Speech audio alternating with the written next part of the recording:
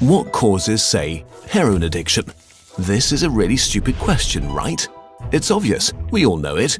Heroin causes heroin addiction. Here's how it works.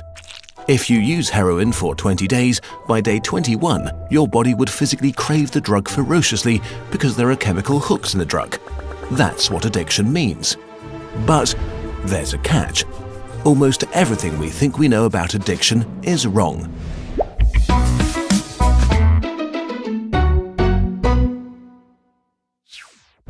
If you, for example, break your hip, you'll be taken to a hospital and you'll be given loads of diamorphine for weeks or even months.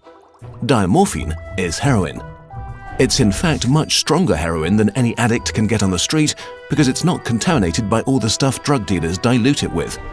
There are people near you being given loads of deluxe heroin in hospitals right now, so at least some of them should become addicts. But this has been closely studied. It doesn't happen. Your grandmother wasn't turned into a junkie by her hip replacement. Why is that? Our current theory of addiction comes in part from a series of experiments that were carried out earlier in the 20th century.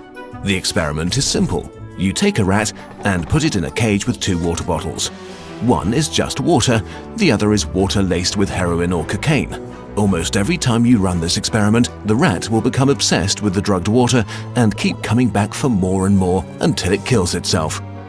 But in the 1970s, Bruce Alexander, a professor of psychology, noticed something odd about this experiment. The rat is put in the cage all alone. It has nothing to do but take the drugs. What would happen, he wondered, if we tried this differently? So he built Rat Park, which is basically heaven for rats. It's a lush cage where the rats would have colored balls, tunnels to scamper down, plenty of friends to play with, and they could have loads of sex. Everything a rat about town could want. And they would have the drugged water and the normal water bottles. But here's the fascinating thing. In Rat Park, rats hardly ever use the drugged water. None of them ever use it compulsively. None of them ever overdose. But maybe this is a quirk of rats, right? Well, helpfully, there was a human experiment along the same lines, the Vietnam War. 20% of American troops in Vietnam were using a lot of heroin. People back home were really panicked because they thought there would be hundreds of thousands of junkies on the streets of the United States when the war was over. But a study followed the soldiers home and found something striking.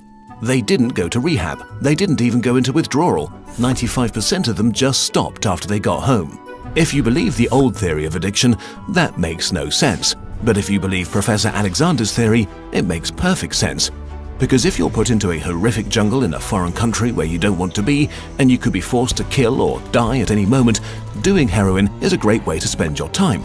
But if you go back to your nice home with your friends and your family, it's the equivalent of being taken out of that first cage and put into a human rat park. It's not the chemicals, it's your cage. We need to think about addiction differently. Human beings have an innate need to bond and connect. When we are happy and healthy, we will bond with the people around us.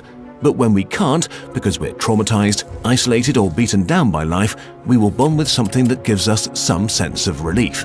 It might be endlessly checking a smartphone, it might be pornography, video games, Reddit, gambling, or it might be cocaine. But we will bond with something because that is our human nature. The path out of unhealthy bonds is to form healthy bonds, to be connected to people you want to be present with. Addiction is just one symptom of the crisis of disconnection that's happening all around us. We all feel it. Since the 1950s, the average number of close friends an American has been steadily declining. At the same time, the amount of floor space in their homes has been steadily increasing. To choose floor space over friends, to choose stuff over connection.